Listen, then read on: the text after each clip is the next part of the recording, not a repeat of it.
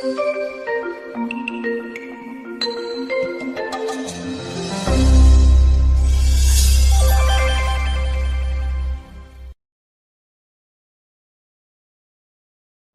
po sa 1 Corinthians 3 verse 2, I gave you milk, not solid food, for you were not yet ready for it.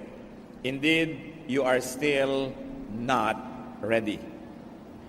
Hindi binibigyan ng karne ang mga wala pang pantunaw at gatas pa lang ang kayang makain o mainom. Hebrews 5:12-14, in fact, though by this time you ought to be teachers, you need someone to teach you the elementary truths of God's Word all over again. You need milk, not solid food. Anyone who lives on milk, being still an infant, is not acquainted with the teaching about righteousness.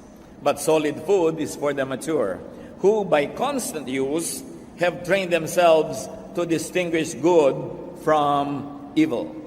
Mga salita mula sa Biblia na nagbibigay ng halaga sa paglago, sa pag-mature ng isang tao physically, and of course this is a metaphor, isang talinghaga lamang na ang tunay na tinutukoy ay spiritual growth.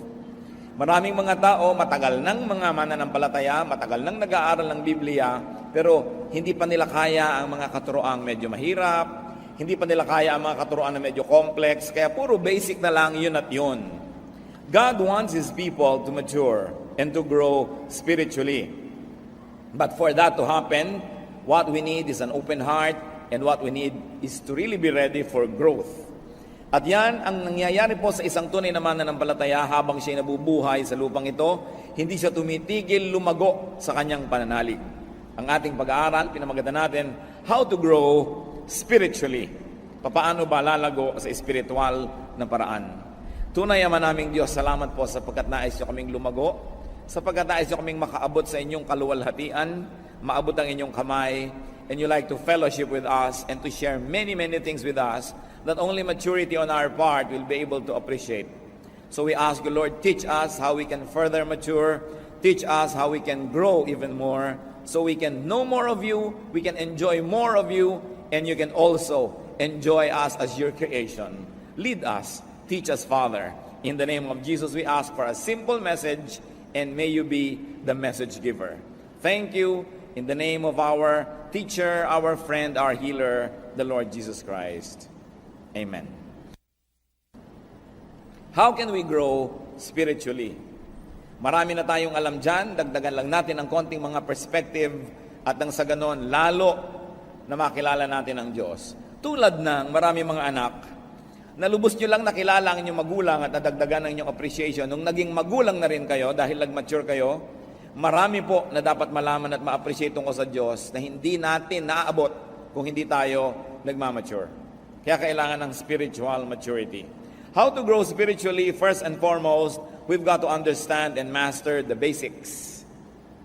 Kailangan lubos nating nauunawa, alam ang pasikot-sikot ng mga fundamental na mga katuruan ng mga pasimulang bagay. Kung sa pag-aaral ng musika ay nagsisimula ka sa do, re, mi, kung western music yan, at sa pagbabasa ay ABC, dapat din naman sa Bible, alam mo yung mga basic na katuruan. At sa mga nagkakamali, ano ang sabi ng Panginoon sa Mark 12:24? Jesus replied, are you not in error because you do not know the scriptures or the power of God?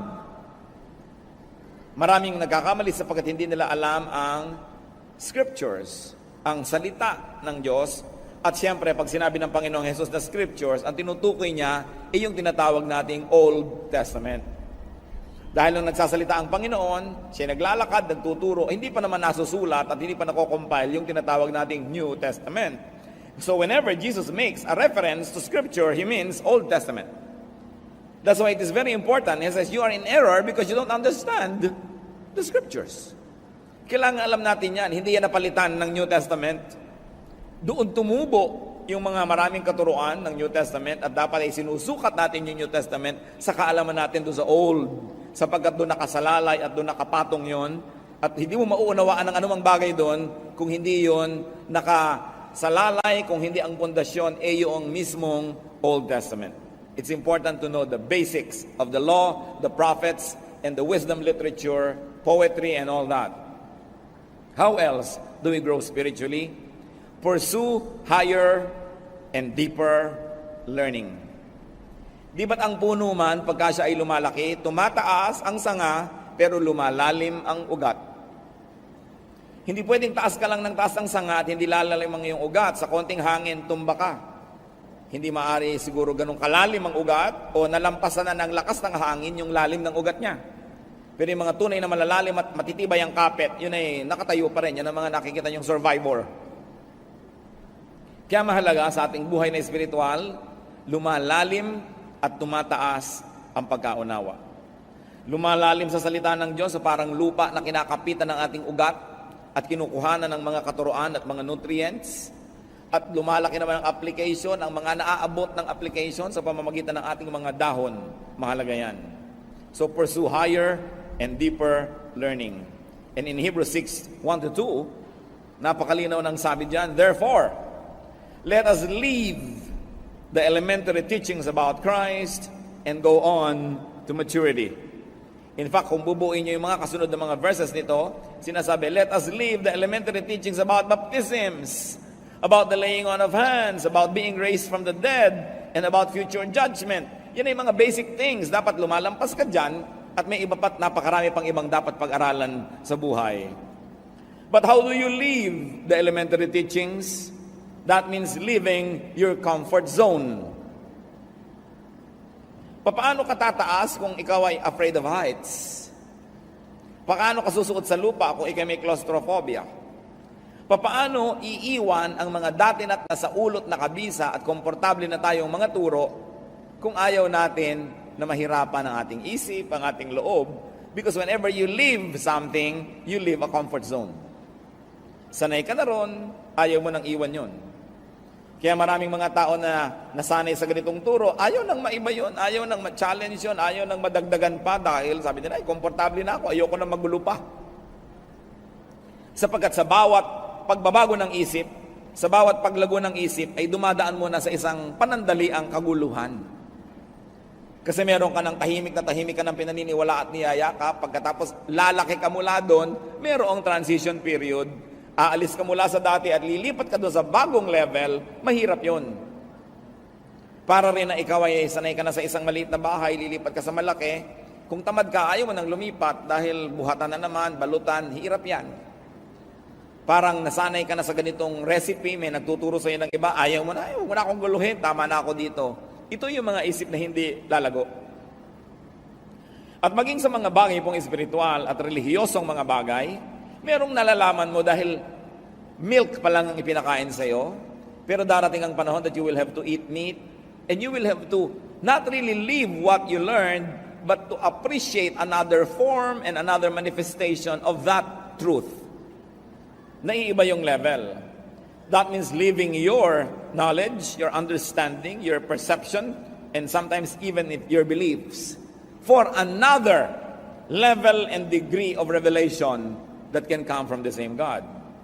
So if your knowledge or understanding or perception or belief has been constant, it has been the same, walang nadagdag, walang naiba, sa mahabang panahon, isa lang pong ibig sabihin nun, mga kapatid, wala kayong growth. Parang meron kang sapatos, para hindi ka na bumili ng iba, ayaw mo na lang lumaki ang iyong paa. Parang malaki ang iyong baywang, pinag-exercise ka para lumiit, ang pinoproblema mo, paano yung mga pantalong ko? Hindi magpaparepair pa ako, di bibili pa akong bago. So ganito na lang. Laging merong kaunting hirap na kasama ng pagbabago. Pero ano sabi sa Biblia? We are being changed from glory to glory. So hindi tumitigil ang pagbabago. Kaya lagi tayo nag-a-adjust. Pag nakakarinig tayo ng mga bagong anggulo ng katuruan, hindi mo agad tinatanggihan. Sinasabi natin, ano kaya ang matututunan? Ipoproseso, ipapanalangin, hindi agad-agad ay tinatanggihan. Mahalaga that we are ready to change from glory to glory. Therefore, how to grow spiritually? Be open-minded. Kailangan bukas ang isip. Aba, may mga nagmamalaki pa. Aba, kami serado de candado. Nilunok ko ang susi at tumalon ako sa dagat at sumisid ako doon, di mo na makukuha pa. Hindi pinagmamalaki, yung nakasarang isip. Sapagkat ang isip ay napakalaki ng mararating. Nakikita niyo po yung mga hindi naiisip ng mga previous generation? Pagsakay sa eroplano, naisip ba na mga 50 years ago yung cellphone? Diba? Yung mga, hanggang ngayon, namamangha ako dyan sa fax. Bakit lumalabas dito sa papel dito, yung nado sa kabila? Kamangha-mangha. Laser technology. Pero ang mga tao, nakasara ang isip, ay ayaw na namin niyang mag-isip pa, ayaw na namin baguhin. Hindi tayo makakarating sa ganung uri ng kaalaman. At ganon din sa buhay espiritual. Marami pang anyo, marami pang hugis ang katotohanan tungkol sa Diyos na karamihan ay hindi natin nakikita sapagkat nasanay na tayo sa mga leksyong pambata na batang isip, batang mananampalataya. Marami pa. So do not box your mind in set hermeneutics and in set doctrine. Dapat ang ating doktrina, ang ating pananalig is as good as the latest revelation from God. Hindi nagbabago yung salita ng Diyos sa kaimprenta, pero ang pag-unawa dyan, ang paglalim na pag-unawa, patuloy ang nagbabago. Lugi, yung 50 taon na, 30, 20, 10 taong Kristiyano, yung pananalig niya noon at ngayon pareho pa rin. Ibig sabihin, walang nangyaring growth. Acts 17:23, yung mga tao sa Athens, ang reaksyon nila kay Paul, nung may itinuro si Paul na kabago sa kanilang pandinig, when they heard about the resurrection of the dead, some of them sneered. Pinagtawanan nila. But others said, we want to hear you again on this subject. Hindi sanay ang mga Griego sa ganitong mga katuruan. Bagamat napakarami na nilang alam sa kanilang kabihasnan. Kaya nung narinig nila si Paul, may mga nagtawa at hindi na bumalik, at may mga bumalik pa't nag-aral pa. Yun ang nakinabang sa katuruan. So do not readily close your mind. Do not readily reject a new sounding idea. Walang bagong ideya mula nung nilikha ng Diyos ang sandaigdigan. Meron lang new sounding. Bago lang dahil hindi pa natin nakasalamuha at nakita, pero hindi ibig sabihin bagong ideya yon.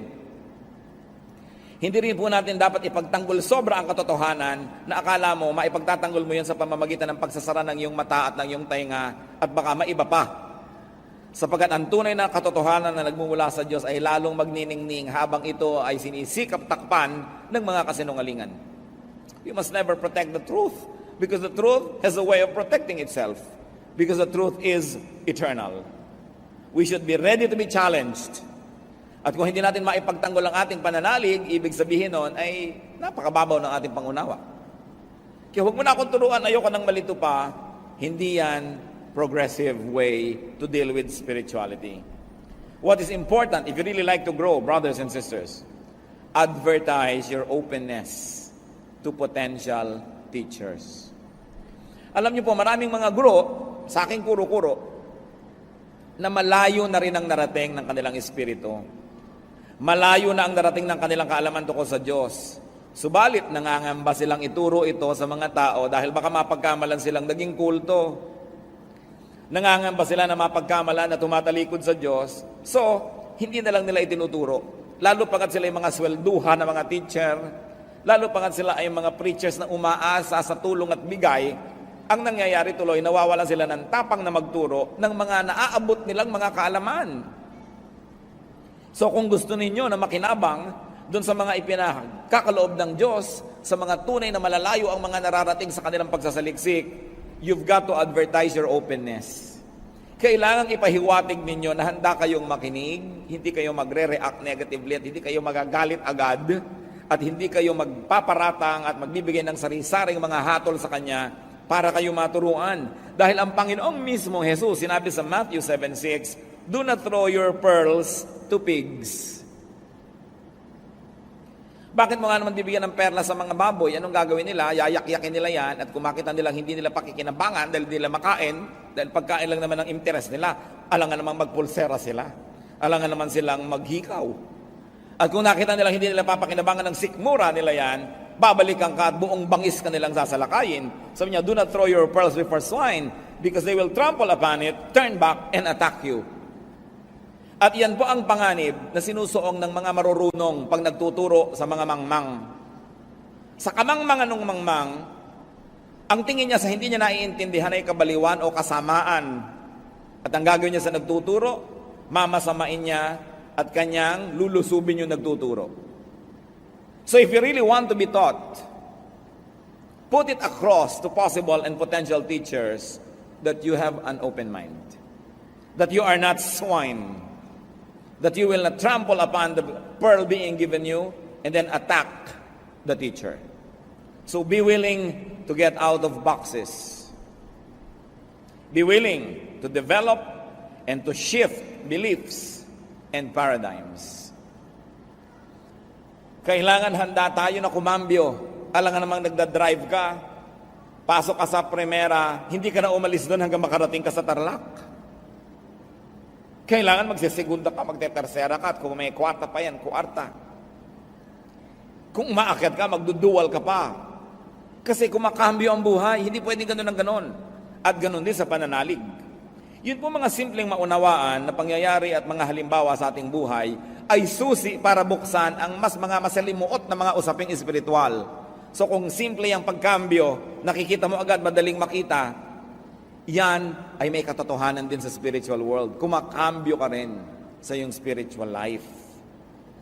Yung mga madaling makita, dapat yan ay pintulang para mapasok mo yung mahirap na makita.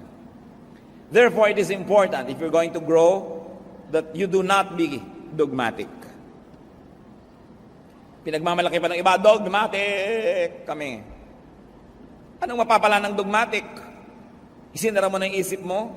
Sasalakayin mo ang hindi mo kakampi o sumasalungat sa'yo?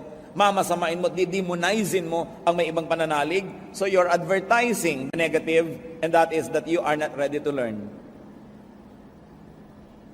Nalulungkot po ako, sa totoo, pagka malayo ang mga nararating kong mga lugar, tapos may nakikita kong isang karatula ng isang kongregasyon. Dahil salamat, narating ng Biblia ang lugar na ito, pero yung dumapo sa kanilang mga teacher, sobrang mga dogmatic. Habang matuturuan sila tungkol kay Jesus, ang dami rin kakambal na turo tungkol sa mga huwag itong gawin, hindi yan pwedeng gawin, hindi yan pwedeng isuot, hindi yan pwedeng kumipot ang utak at mundo ng dinapuan nila. Kaya kasiyahan ng nadarama ko, pag nakikita kong may mission pala doon yung grupo na yon, buti naman nakarating yung Biblia, pero kalungkutan din dahil ang gagawin nila sa mga bawat nila ma-convert, pakikitirin nila ang isip. Tayo lang ang tama, tayo lang ang totoo, lahat mali. So magiging self-righteous, magiging mga hambog, at magiging separatists from the other members of the body of Christ. Kaya lungkot at saya, sa halip sanang puro saya na lang dahil salamat narating sila. But what is good about being dogmatic? Because dogmatism is also characterized by self-righteousness and judgmentalism. At pagka isang tao dogmatic, ibig sabihin, sobra ang pananalig niya sa kanyang pinananaligan at wala na siyang ibang ito-tolerate na iba pa, they destroy friendships. Kaya kung minsan magkaibigan kayo, nung pareho kayo hindi pa nagba-Bible, tapos napunta ka sa isang grupo, siya napunta sa dogmatic, mamaya hindi mo na yung kaibigan. Hindi ka na niyan papasyalan, hindi ka na niyan babatiin kasi naging dogmatic siya. Dahil ikaw ay compromiser, siya ay pure. Dahil ikaw ay mabuti at siya ay masama. So these dogmatic people not only destroys friendships, they also make enemies. At mahirap kaibigan ang ganito na believer, sapagkat ang kanilang pakikipagkaibigan ay may kondisyon. Habang agree ka sa kanilang doktrina, magkaibigan kayo, pero pag hindi na, kaaway ka na niya. Mahirap madapuan ng ganitong uri ng sakit, yung dogmatism. How else can you grow spiritually? Pagka ikay dogmatic, hindi ka na makikinig sa iba. Pagbabawalan ka makinig sa radyo, pagbabawalan kang manood ng TV, pagbabawalan kang umattend ng ganong fellowship, merong speaker sa luneta, hindi ka pwedeng umattend, hindi ka pwedeng makisali dahil kayo ay separatist. So, kikipot ka dahil siya na lang ang napapakinggan mo, wala na't yun na lang at yun. O asosasyon nila, mga 5 o 3 sila sa asosasyon. Sila na lang nang sila. At yun na lang nang yun ang katuruan, so ang mangyayari, liliit ang pananaw. How do you grow spiritually? Go with seekers. Go with thinkers.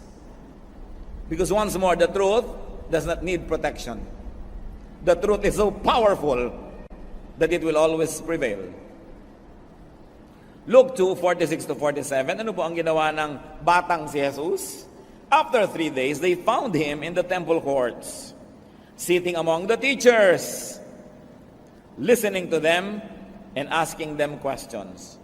Mga kapatid, wala na yatang hihigit pa na sobrang nagbibigay ng kasiyahan at bunga sa panahon na ginugugol mo na ang kausap mo yung mga marurunong.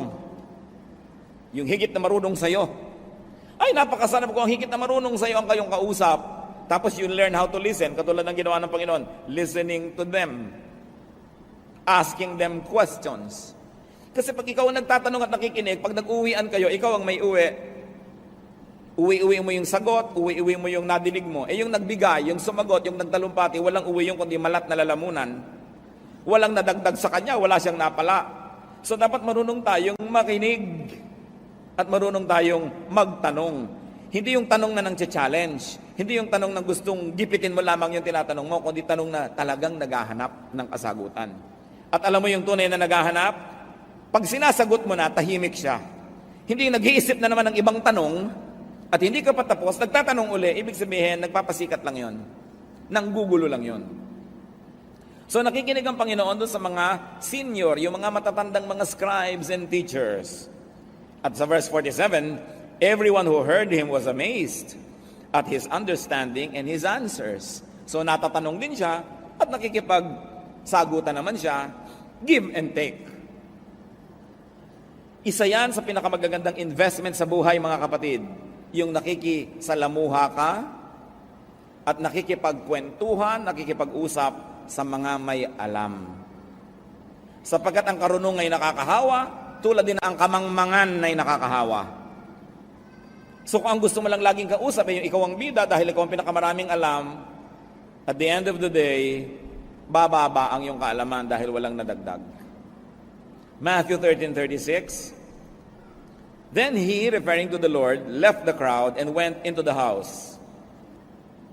His disciples came to him and said, "Explain to us the parable of the weeds in the field." Ang Panginoon ay mahilig magbigay ng mga matalinghagang turo na hindi naman maiintindihan ng marami. Yung mga nagdudunong-dunungan, ayaw ipahalatang di nila naintindihan, so uuwi na sila na mukhang marunong, pero ang totoo ay magiging mangmang habang buhay. Pero yung tunay na naghahanap, kinikilala nila ang kamangmangan, sasabihin, hindi po namin naintindihan, pwede bang ipakipaliwanag at ipapaliwanag sa kanila? Those who ask look like fools for a moment, but they become wise forever. Those who don't ask look wise for a moment, but they remain fools for life. Kaya ang gagawin ng Panginoon, dahil ito yung mga masigasig, tuturuan niya. Sapagkat sa pamimili niya at pagsasala ng mga pagbibigyan niya ng mga mahahalagang katuruan, kumisay nagbibigay siya ng mga talinghaga at tas aalis siya sapagkat yun lang mapagpakumbaba ang susunod-sunod at bubuntot-buntot at magtatanong, ano pong kahulugan? Uupo ngayon siya and with a little group will continue to explain. Sapagkat ginagantimpalaan ang tunay na naghahanap. Ngayon, baligtarin nyo yan. Go with the dogmatic. Go with the opinionated and the self-righteous, the self-congratulating and self-promoting religious people. What will happen is the reverse. Liliit ang inyong isip, liliit ang inyong mundo, tinitiyak ko sa inyo, at mapupuno kayo ng yabang at galit sa kapwa. Yan ang bunga ng dogmatism. Another way to grow spiritually is to find the master. Kailangan ating matagpuan ang Panginoon. And to find a master, a little m master, meaning a teacher. People who are on a higher plane of consciousness are important people to meet and to exchange ideas with. Nakita niyo po na ang Panginoong Hesus ay nagtuturo sa bahay ng magkapatid na Mary at Martha? Luke 10:39. Mary sat at the Lord's feet, listening to what He said. Hindi madali para sa isang babaeng tulad ni Maria na maupo sa paanan ni Jesus. Sapagkat noong panahon na yon, sa panahon nila, pag may nagtuturo, mga lalaki lang ang makikinig. At lalo't lalaki yung nagtuturo, mga lalaki ang karamihan ng nakaumpok doon, ang babae, talsik, punta sa kusina, gumawa ng turon. At iyon ang ginawa ni Marta. Yung tama, yung dapat, yung usual, nung magtuturuan na, pumunta na siya sa kusina. At sapagkat hindi niya maunawa kung bakit ang kanyang kapatid ay nanatili kasama ang mga lalaki, magiging disciple din ba ito? Matuturuan ito? Sabi niya, Lord, hindi ba kayo nababagabag na yung babaeng yan nandyan? Sabihin niyo, sumama sa kusina, where we belong. At ano sinabi ng Panginoon? She has chosen the better portion. It will not be taken from her. Ibig sabihin, minabuti ng Panginoon ang babaeng ito lumalabas sa kanyang usual role, lumalabas siya doon sa box ng dapat kalagyan ayon sa kaugalian, sapagkat yun lang ang magpapalaya sa kanyang isip upang lumawak ito at lumaki. So, while Mary was learning at the feet of Jesus, Martha was in the kitchen, literally and probably spiritually. Hindi natin minamasama na mahilig siyang maglingkod, pero sayang yung pagkakataon kasi hindi naman laging nandyan si Jesus para magturo. Naglabas ka na lang sana ng bukayo o skyflakes. Huwag ka nang maghanda ng kung ano-ano pa at intindihin mo yung pag-aaral. Pero yan, minabuti ng Panginoon. You have to get out of the box, whatever that box is, if you really like to learn. Maybe your box is your schedule, maybe your box is finances, maybe it is household chores or whatever is keeping you, you've got to get out of it if you really like to learn. John 6:68, Simon Peter answered him, Lord, to whom shall we go? You have the words of eternal life. So kanino ka pa nga naman pupunta? You have to find the master. Or the little M masters who have become teachers also. Acts 2:37. When the people heard this, they were cut to the heart and said to Peter and the other apostles, Brothers, what shall we do? Nakita niyo po, kinilala nila si Peter na isang mangmang na manging isda. Walang theological education, hindi nagpunta sa Bible school. Tinanong siya ng mga tao, ano pong dapat namin gawin? Ibig sabihin now, they were finding a master, a letter M, a small m. Mga tao na higit sa kapwa-tao ang alam. Hinahanap din natin sila, tinatanong at pinakikinggan. At mahalaga yung sabi sa Matthew 7:20, by their fruit you will recognize them. Bago naman kayo mag-recognize sa sumunod na sumunod, tingnan nyo muna kung may fruit. At ang pinakamabisang fruit na dapat makita sa isang mangangaral, hindi yung galing magsalita, hindi rin yung personal na buhay niya, bagamat importante yon. Ang tunay na fruit, anong nangyayari sa inyong puso pag natuturuan niya kayo. Yun ang fruit, na walang ibang magsasabi sa inyo kung tama ang fruit o hindi. Do we get comforted when we need comfort? And do we get bothered when we have to be bothered? Yun ang talagang godly teacher. Because the Word of God must comfort the afflicted and afflict the comfortable. So anong bunga sa inyong buhay ng katuruan at ng pagtuturo? Doon nyo ngayon malalaman kung tunay nga ba na isinugo sa inyo ng Diyos ang isang mangangaral. Hindi sa talumpati, hindi sa husay, hindi sa itsura. Bagamat nakakatulong yon. Hindi rin sa kanyang personal testimony, bagamat up to a point, importante. Pero ang mahalaga, anong talab sa inyo ng ministry niya? Yun ang bunga na dapat ay hinahanap. At ang pangako naman, Matthew 7:7-8. Ask, and it will be given to you. Seek, and you will find. Knock, and the door will be open to you. For everyone who asks, receives. He who seeks, finds. To him who knocks, the door will be open. Meron akong gustong itanong sa inyo, mga kapatid. Siguradong napakarami nyo nang naidasal sa Diyos. Nahiling, nahingi. Nahingi nyo na ba na magpakilala siya sa inyo? Yung lampas at higit sa Christmas card. Yung lampas at higit sa nakikita natin sa mga bilin, sa mga magagandang greeting cards. Yung lampas at higit sa itinuturo ng pulpito o ng Sunday school, ng Bible study o ng Bible school. Nahingi nyo na ba sa Diyos na magpakilala sa inyo? hingin nyo. Sabi, ask, and it will be given you. Kadalasan yung tunay na Diyos, bago natin siya makita, dumadaan ang mata natin sa maraming mga lenses. Lenses ng relihiyon, lenses ng kultura, lenses ng intellect, lenses ng edukasyon, lenses ng kamangmangan, ng ating mga biases, kaya hindi na natin maaninag talaga yung Diyos. Nakita nyo yung Diyos, kung papakinggan nyo ang mga relihiyon, iba-iba ang itsura niya, iba't iba ang kanyang kaanyuan. At kahit mismo sa Kristyanismo, doon na lang tayo sa mga Bible-based evangelical churches, so to speak. Iba't iba pa rin ang madidinig mo na katuruan. Sapagkat kung minsan, ang pagpapakilala ng isang mangangaral tungkol sa Diyos, ayon sa kanyang hilig. Kaya kung mahilig siya magdasal, puro dasal ang ginagawa ng kongregasyon. Kung mahilig siyang magmisyon, puro misyon. Kung mahilig siya sa praise and worship, puro praise and worship ang ginagawa. Kung mahilig siya sa prophecy, puro prophecy. So huwag din kayong mabilanggo sa hilig ng inyong mangangaral. Dahil kapwa-tao nyo lang yon. Kailangan meron din kayong sariling hilig, may sariling pagpapakilala sa inyo ang Diyos na sinusundan ninyo at hinahabol. Sangayon man o hindi ang pulpito. Sapagkat ang relasyon natin sa ating may kapal, sa lumikha sa atin, ay personal. Kaya tingnan ninyo, pag napasama kayo sa kongregasyon na mahilig magdasal, puro kayo puyat na puyat, dasala kayo na dasalan, mga magdamag, no? Dahil yun ang hilig ng pastor. Kung ang napahilig naman niya sa charity, puro kayo charity, feeding the poor, puro street children, inatupag niyo sa buong buhay niyo. Hindi masama yon.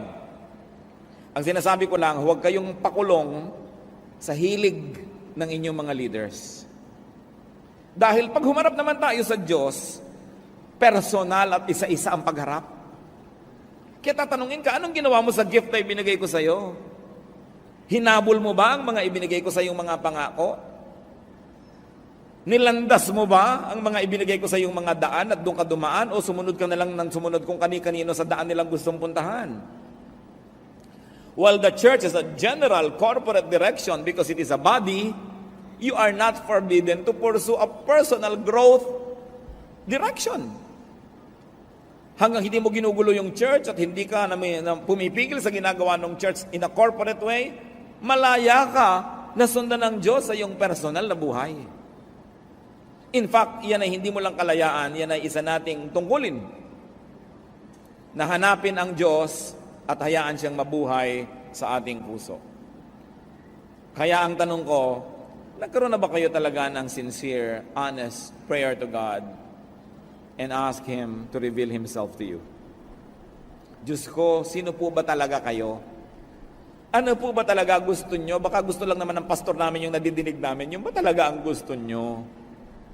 Ito ba talaga ang turo nyo o ito lamang ang statement of faith ng Bible School na pinanggalingan ng aming preacher? Nakakahon po ba kami sa kahon ng iba o talaga bang diretsong itong kagustuhan nyo ang nalalaman namin o nasasala? Kami ba'y minamanipulate ng relihiyon? Kami ba ay minamanobra at pinapaliko sa kaliwat kanan dahil yun ang mabuti para sa organisasyon o yung ba ang mabuti para sa amin? Kami ba'y mga spare part lamang ng makina ng church na dapat mag-function ang mag-function o end users din kami na minamahal mo? Ano ba talaga kami? Sino ba kayo? Yan ang mga magaganda mga panalangin. Hindi bigyan mo po kami ng kotse, matanggap na pa sa trabaho ang aking anak, may magbigay sana ng pera dahil nasira ang aming bubong. Well, all of these are nice, but they are not the big issues of life. Because what is not important 10,000 years from now is not really important. What is not important when you face God is not really important. Anong mahalaga makilala natin siya? Maraming mga tatay hindi nakikilala ng kanilang anak. Malaki sana ang maitutulong ng ina kung ipakikilala ng ina na mabuti ang tatay. Halimbawa, malayo ang mga anak sa tatay, yung nanay nagsasabing, lumapit kayo sa aman nyo, mabait yan. Paangil-angil lang yan, pero hindi yan totoo. Hanggang ganun lang yun. Sige, lumapit kayo. Diba? Kasi kung ipinakikilala mong mabuti, makikilala eh. Meron kang isang kapatid na malayo sa ibang kapatid, pero dahil ang nanay mo, magaling siyang magpakilala, hindi ganyan ang kapatid nyo, kasi ganito lang talaga siya, nakikilala mo. Huwag kayong umasa sa pagpapakilala ng Diyos sa inyo ng pulpito. Dahil malay nyo, may limitasyon yun. Kilalanin nyo ang Diyos, diretsahan. Sapagkat available siya. Huwag kayong dumaan kung kani-kanino. Bagamat nakakatulong sa karagdagan nating pagkilala at kaalaman yung dumadaan sa mga nag-aral, naghanda, mga nag-review, pero huwag kayong umasa na lang sa kanila. Kaya ang mga malalaking tao ay may mga press corps, meron silang mga spokesperson, dahil yun ang nakakapagpahugis kung paano sila ipakikilala, kung paano sila ipepresent. Karamihan naman, hindi yun ang totoo, kundi media manipulation lang pala yun. Yun pala ay image lang at hindi reality. So, sino ang Diyos? Gaano kalalim ba ang pagkakilala natin sa Kanya? Ano ang alam natin tungkol sa Kanya? Liban sa sinasabi sa atin ng mga nagtatalumpati at nangangaral. Alam niyo po ang isa sa mga pinakamahalagang paglalakbay ng tao. Siyempre, pag maglalakbay, may pupuntahan. Ang pinakamahalagang paglalakbay, yung makilala mo ang Diyos. Yung papunta ka sa Kanya, palapit ka ng palapit sa Kanya. Maraming mga hadlang dyan. Kuminsan, relihiyon pa yung hadlang. No? Dahil misrepresented. Maraming mga tao nagtatago sa likod ng pangalan ng Diyos para magsamantala sa kapwa. Para manghut-hut sa kapwa. Maraming mga tao nag-a-abuse in the name of God. So, hindi mo makikilala ang Diyos kung aasa ka doon. Kailangan ng sariling pagsisikap. At ang pangako ng Matthew 7:7-8, sino mang nagtatanong ay sasagutin.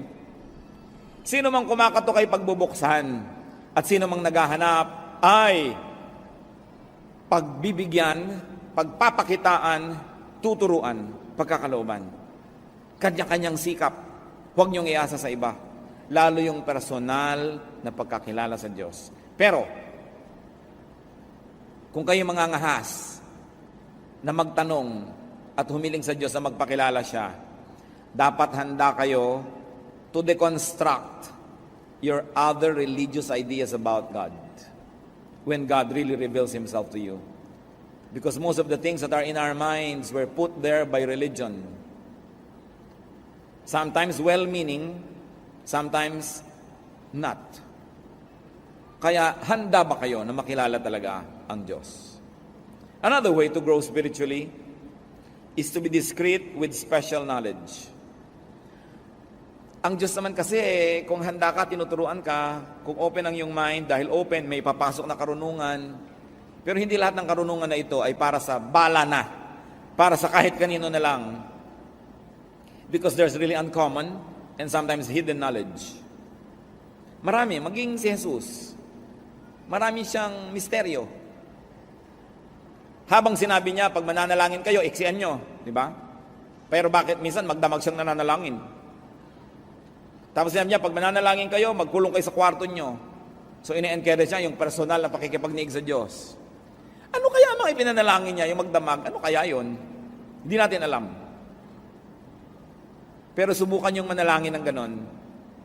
Walang agenda, walang hinihiling, walang hinihingi. Nakikinig lang kayo sa tinig ng Diyos. You will have a glimpse. You will have a clue as to what it means to really pray in spirit and to pray alone. While it is good to pray with your fellow believers, but it must never replace personal prayer. At yung personal prayer na hindi lang binasa nyo sa inyong devotional guide, na 1 minute with God every day, parang gano'n na lang.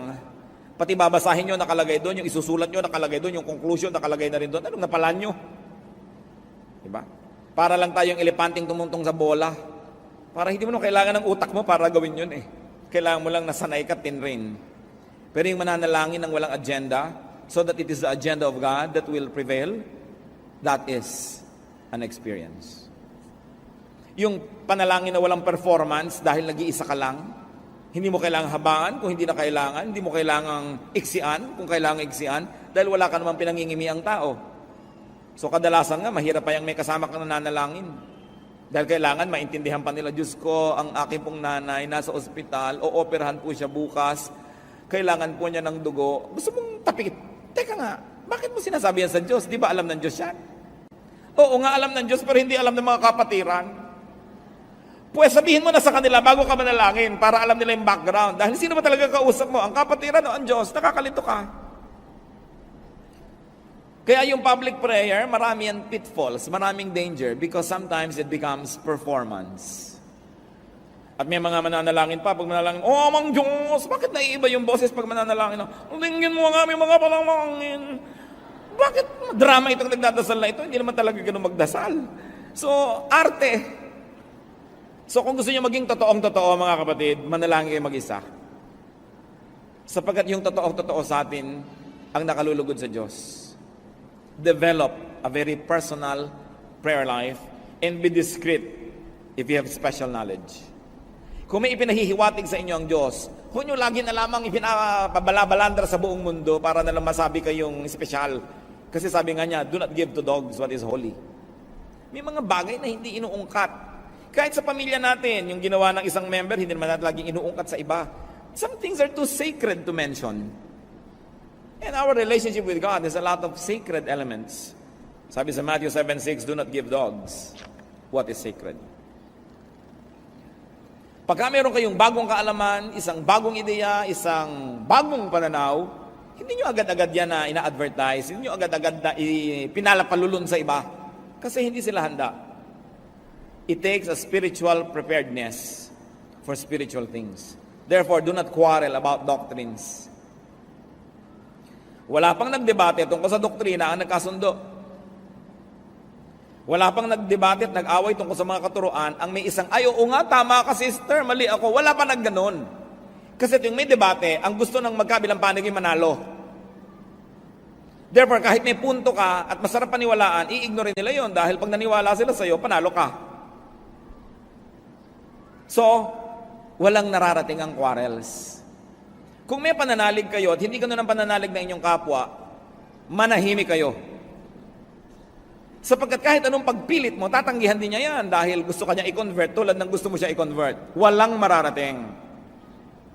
Sapagkat kung gusto nang ipagkaloob sa kanya ng Diyos ang ipinagkaloob sa iyo, mahirap ba sa Diyos na gawin yun? Kailangan ba ng Diyos ng iyong tulong para gawin yun? Sapagkat kung sa iyo lumaglag ang kaalaman, dumating ang enlightenment, bakit hindi ibigay din sa Kanya? So habang hindi dumadating sa Kanya, manahimik ka. Dahil kahit anong gawin mong lengguwahe at pilit, hindi niya madedecode ang iyong message dahil nasa iba siyang level of consciousness.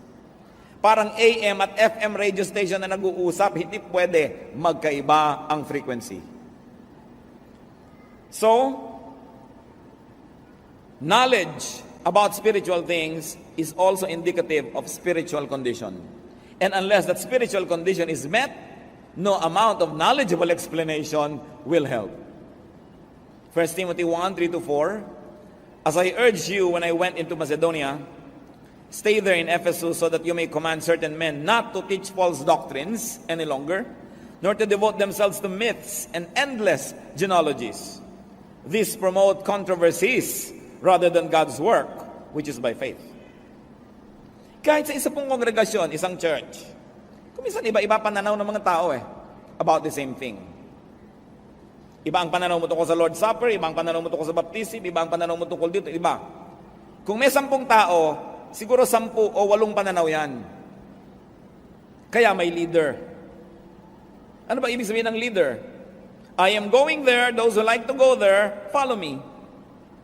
And if you agree with your leader, mga 70 to 80%, manahimik ka na doon sa 80 at huwag mo nang guluhin ang mundo doon sa 20 na hindi ka sangayon. Kasi kapwa mo, meron ding 20 hindi sangayon, may 15 na hindi sangayon, so guguluhin nyo ang buo nyong kongregasyon. Ngayon, kung talagang yan ay mahalaga at ipinagkaloob sa inyo ng Diyos, mahirap bang ipagkaloob din sa iba? Ang mahalaga sa isang organisasyon may unity. And I say, if you agree 75 to 80%, malaki na yon. Huwag niyong asahan na mag-a-agree kayo 100%. Si Paul at si Peter nga nagbabangayan tungkol lamang sa circumcision. No? Nagkakagulo-gulo yung mga Christian leaders kahit nung unang panahon. Nagtatalo-talo yung mga disciple kung sino uupo sa kaliwa at sa kanan ni Jesus. So huwag niyong asahang mag-a-agree tayo lahat sa lahat ng bagay. Hindi mangyayari yon. Ang mahalaga, generally speaking, are we agreed on the general direction of the spiritual journey we like to take together? Then we protect our unity from all of these issues so that we will continue to move forward. It is important. Walang mag-asawang agree on everything. Sa tabang at asim ng sinigang, hindi sila nag-agree. Siyempre, ang nakakapangyari, nagluluto. No? Agree na lang na agree kumakain, pero hindi ko minsan siya agree doon. Hindi nangyayari yun, so huwag niyong isipin na mangyayari yun. Kaya sa mga bagay na pwede namang isang ayon na lang natin o itahimik, manahimik. Because in a church, in a spiritual body, unity is paramount. At yan ang gusto laging attack ni Satan, pagkagugukuluhin kayo sa mga maliliit na bagay. Siyempre, doon sa naniniwala sa maliit na bagay, sa kanya malaki yun. No? Kaya nga, willing siyang makipagpatayan dahil malaki yun eh. No? Meron bang lebedura ang harina sa Lord's Supper o wala? Ano ba talagang ikli at haba ng buhok ng babae? Magpapantalon ba't hindi? Ako, nagkakagulo ang sinukob sa mga issue na yan. No? Isa natin sigurong dapat tingnan, pag hindi ginawang issue ni Jesus, hindi issue yan. No? At ano bang tunay na issue kay Jesus? Kababaang loob, kabutihang loob, pagtulong sa mga kawawa. Yun ang tunay niyang issue. Sabi niya, yan ang dakilang pananalig. Hindi ko ano ng mga doktrina na inimbento ng mga sumunod sa kanya, mga disipulong bangayan ng bangayan. Ano ba talaga ang turo ni Jesus? Anong minalaki niya, malakihin natin. Anong di niya pinansin, hindi siguro din dapat pinagpapapansin. So, do not quarrel about doctrines. When you have disagreement, you say, oh well, iba-iba tayo ng spiritual angle and spiritual level at this time, so let's put it in the freezer. Huwag niyo naman sasabihin, magkaiba tayo ng level, mataas ako, bababa ka, dahil away na naman yun. Basta magkaiba tayo ng pananaw ngayon. Importante ay tanggapin ang isa't isa. How else can we grow? Meditate. Sabi sa Psalm, on your law I meditate day and night. Hindi sapat na nakinig kasi listening yon. Hindi sapat na nagbasa, reading yon. Iba yung meditation. Nananahimik lang tayo at hinahayaan nating akayin tayo ng Espiritu ng Diyos kung saan tayo gustong dalhin sa ating pag-iisip. Ihayag ang gusto niyang ihayag, ipaliwanag ang gusto niyang ipaliwanag. Siya ang nasusunod sa meditation, hindi tayo. Sa reading, yung mata natin, kung saan mo dalhin, yan ang binabasa. Sa listening, kung kanino mo ituon ang tenga mo. So, sa meditation, you let the Spirit of God lead you. Kaya napakahalaga po sa spiritual growth yung meditation. Dahil dyan ibinubunyag yung mga hindi natin sukat akalaing maintindihan pala natin, hayaan natin ang Spirito ng Diyos. Psalm 119:27. Let me understand the teaching of your precepts, then I will meditate on your wonders. Psalm 37:7. Be still before the Lord and wait patiently for Him. Be still, be quiet, and let God speak to you. Kinausap niya yung mga propeta nung araw, isinulat, binabasa natin ngayon. Pwede ka rin kausapin ngayon nang hindi nakasulat dyan, kausapin ka. Kaya lang, huwag mong gagawing doktrina para sa lahat yung sinabi sa'yo. Kasi sa'yo lang yung sinabi. Hindi kinausap ako ng Diyos, ang sabi, pautangin mo ako. Aba, ba't ako nasangkot sa usapan nyo ng Diyos? Kung papautangin kita, dapat ako kinausap na pautangin mo si ganon. Eh, ikaw palang kinausap, ba't mo ko isasali dyan? So, ang mga personal na revelation ng Diyos, nagre-reveal pa rin ng Diyos, hindi naman siya nagbabago eh. Pero hindi mo dapat gawing doktrina para sa lahat. Yun ang panganib. Yung personal na sa'yo, gagawin mong doctrine. Sa'yo lang yun. I-apply mo lang yun personally. But don't force others to get into that situation. Psalm 63:6. On my bed I remember you. I think of you through the watches of the night. So may first watch, second watch, third watch, fourth watch. Kasi hinati nila ang gabi into 3 hours. So 3 times 4, yun yung 12 hours of the night. Kaya may mga fourth watch, ibig sabihin yung mag-uumaga na, ayan na, tapos ang paghihintay. So marami mga watches of the night. So sabi niya, I think of you through the watches of the night. Yung talagang iniisip mo ang Diyos, nakikipagniig ka sa Kanya, wala nang hihigit pa na purong-purong kasiyahan kaysa sa pakikipagniig sa Diyos. At yun ang dapat nating hindi nababaliwala. It's different to attend church, it's different to go to a Bible study, it's different to praise and worship, and it's different to meditate. Kasama dapat yan sa ating buhay spiritual. And finally, among the few that we like to talk about today and how to grow spiritually, Live out new knowledge. Ipamuhay ang nalalaman. Incarnate new understanding. Because it is in the mind, it must find its realization in the physical world. So you have to do what you know. You are what you know. What you know must become what you are. Operationalize new realizations. Meron ka palang nauntindihan, naunawaan, paano mo gagawing totoo ito sa iyong buhay? Practice spirituality.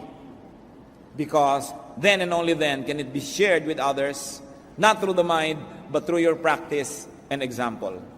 James 1:22, do not merely listen to the word and so deceive yourselves. Do what it says. And when you operationalize your understanding, this will open new doors for more understanding and more enlightenment. Pag yung naabot ng ating isip, ipinamuhay natin, humahanda tayong umabot sa iba pa na mas mataas. Sapagkat kung may naiisip ka, hindi mo naman sinusunod at ginagawa, hanggang doon ka na lang. Pag ginawa mo yon, tsaka ka tumaas para maabot mo uli ang ibang isipin. At pag ginawa mo na naman yon, tataas ka ng tataas. And that is how you change from glory to glory. Many of us do not grow spiritually because we do not practice what we know. Alam natin, pero hindi natin ginagawa. Alam mong dapat ka magpakumbaba, hindi mo naman ginagawa. Alam mong dapat ka makipagkasundo sa nakikipagkagalit sa'yo, hindi mo naman ginagawa. So hindi ka nalalampas sa alam na yon. Kasi pag yung alam mo, ginawa mo, tataas ang iyong kalagayan. May iba ka pang malalaman uli, na pag ginawa mo, tataas uli ang iyong kalagayan. Sa pagsunod sa kaalaman, dun tumataas ang ating level ng spirituality. It is in obedience. That's why the Bible places a lot of premium on obedience. Not on what you know, but on what you do with your daily life. At totoo naman, marami tayong mga alam, hindi naman natin ginagawa. Pag hindi mo ginawa yon, walang bago kang malalaman. Gawin mo muna yon para may bago kang malaman. At pag sinunod mo na naman yon, may bago ka uling malalaman because life is about changing from glory to glory. So do not strive for just religious knowledge. Do not strive for just doctrinal mastery. Strive for spiritual growth, which means godliness, which means God-likeness. Ang tunay na paglagong espiritual ay ang pagbabalik sa wangis ng Diyos na nasira dahil sa kasalanan. Ang tunay na espiritual na tao ay hindi nakukuha sa dami ng alam at sa galing makipagtalo. Ito'y kababanaagan siya ng wangis ng Diyos. True spirituality is not about religious knowledge. It is about being more and more like the essence of God. Because our spirituality is supposed to transport us back to the image that was lost in the Garden of Eden. Therefore, true spiritual growth is to become more and more like God. Kaya hindi pwede yung mga mahilig makipagtalo at makipag-away dahil hindi trabaho ng Diyos yung ganyang mga bagay. 2 Corinthians 3:18, and we are being transformed into His likeness with ever-increasing glory, which comes from the Lord, who is the Spirit. Transformation is what is important, not information, not knowledge. Transformation. Being what you know. Doing what you preach. Being the truth, not just knowing the truth. Incarnating an idea into real life, into physical life. And of course, this growth leads to love and to loving kindness. And it grows to peace and serenity. Ano ang ending ng spiritual growth? Godlikeness, love, peace, serenity. Kung hindi tayo doon nagwawakas, ibig sabihin hindi tayo nag-grow spiritually. Maybe we only become better informed, more knowledgeable, but not really more spiritual. Ang wakas niyan, peace. Hindi ka nabubuhay sa takot, hindi ka nananakot, hindi ka nakikipagbangayan, payapa ang iyong loob. Meanwhile, misguided religious knowledge usually leads to confusion, to power play, to self-righteousness, and to trouble. Sabi sa 1 Corinthians 1:12, what I mean is this. One of you says, I follow Paul, another, I follow Apollos, another, I follow Cephas, still another, I follow Christ.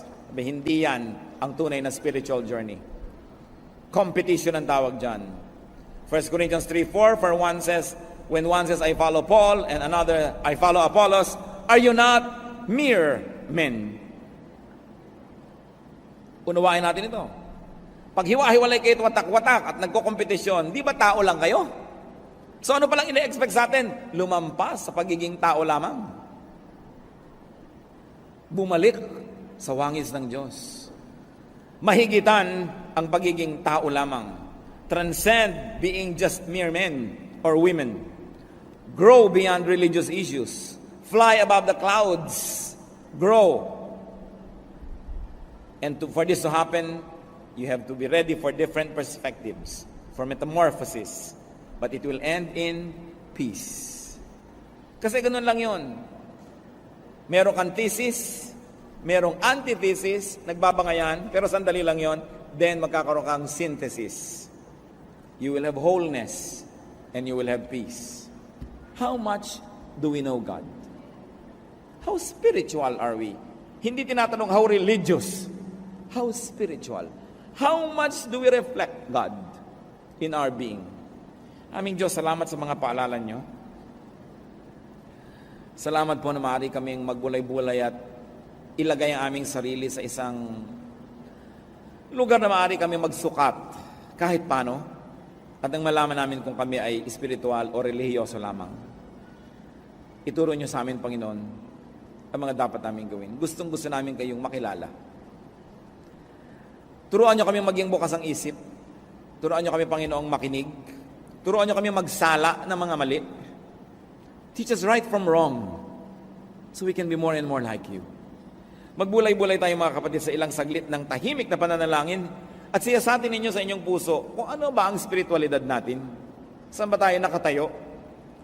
At kung meron tayong naunawaan, ipinaunawa ng Espiritu ng Diyos, hilingin natin sa Kanya na tuloy-tuloyan niya tayong turuan. Kung may nakita nating maling hakbang, maybe a weakness or a mistake, backtrack and ask God to lead us. Mahalaga mag-grow. Hindi lang mahalagang umuupo, nakikinig, tumatayo, pumapalakpak. It's important to be more and more like God. Manalangin tayo quietly as the Spirit of God leads us.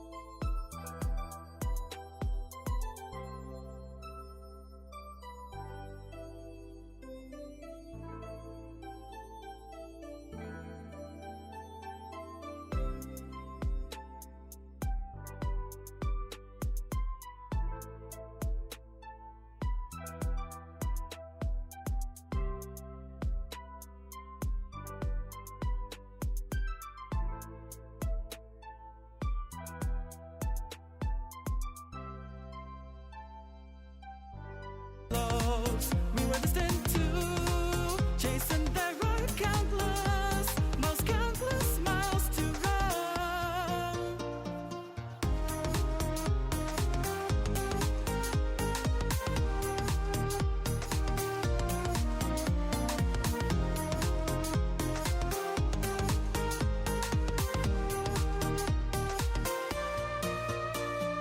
I can sense it approaching, following you like rivers.